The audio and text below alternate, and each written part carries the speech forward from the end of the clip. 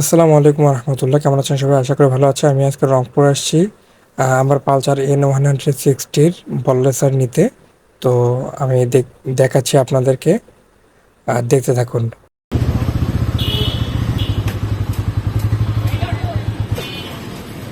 সালামু আলাইকুম। ওই পালসার N160-র বল্লেসার হবে, অরিজিনালটা না? দিয়েন তো।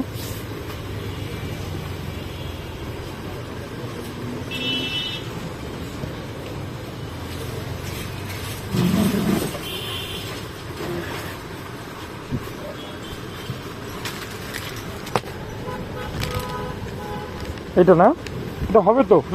কেন হবে না? মানে অনেক দোকানদার আছে, বোঝে না তো।